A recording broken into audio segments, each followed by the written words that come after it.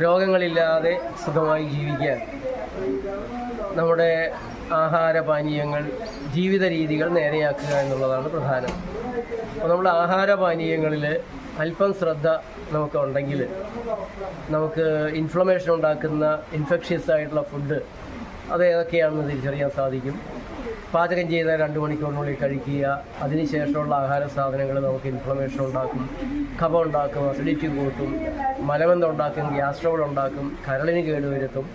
നമ്മുടെ കരളിന് കുഴപ്പങ്ങളില്ലാത്ത ആരോഗ്യകരമായ ഭക്ഷണം കഴിക്കാൻ നമുക്ക് സാധിക്കണം.